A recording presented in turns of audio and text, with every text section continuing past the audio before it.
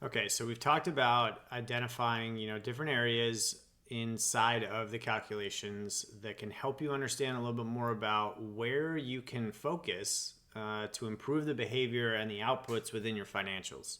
Now let's talk a little bit more about the tactics. All right. The first thing that you really want to do is look over your team and actually begin to rank them.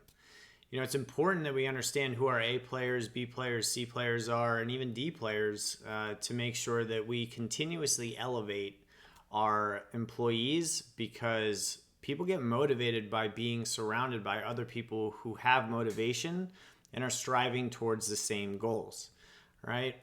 So you want to make sure those individuals especially are aligned with your core values and are truly providing the type of client experience that is generating the type of profits and income that you need in order to scale your business long term. I would also actually ask your team to anonymously rank their team members, all right, by using a value-added indicator system and a framework, which we'll go through a little bit further as we go through this course in the GPA system. Recommend this. Put your bottom 20% of employees on a performance improvement plan, which has 90-day goals associated with them and has weekly goals that are reverse engineered so they know the exact plan that they need to do in order to get back on track as being a great employee. If possible, okay, and this is something that Jack Welch made very famous over at GE, is if you can do this, remove the bottom 10% of your employee base, because ultimately what that's doing is costing you culture. It creates toxicity inside the culture, which will produce poor financial results. And you want to make room for actually hiring more quality candidates and bringing those people inside into the team. Now, there's some great resources out there that we've listed here, like WiseHire, that can post along 100 different job boards all over the place, like Monster, Indeed, you name it, in one place. They'll also have them take a DISC assessment.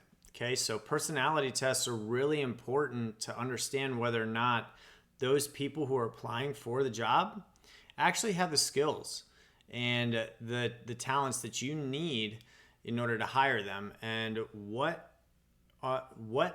areas do they fit within the business. Okay, that's something that's really important. Another great test that I actually utilize internally is Principles U. Now that's from Ray Dalio. Ray Dalio is, if you don't know him, times 100 most influential people in the last century, created Bridgewater, which was the largest hedge fund in the world at one time. And this is the personality test that he uses inside of Bridgewater, which I think is incredibly powerful because you get great insights into what type of person that is, where they're motivated, where you can help them, where they're strong, but ultimately how you should communicate with them in order to get the best results. All right, so evaluate the results that you get from each employee so you can then understand how to best communicate with them.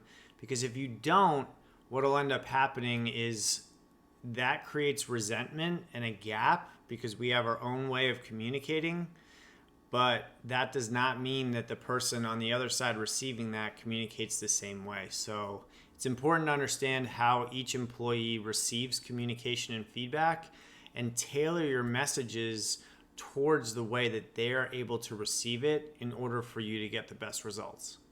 So there's some tactics for you right there in terms of improving the profitability by communicating with your employees and your teams so your organization gets on track to really hit that bullseye target of where you are all trying to go. And I will see you in the next video.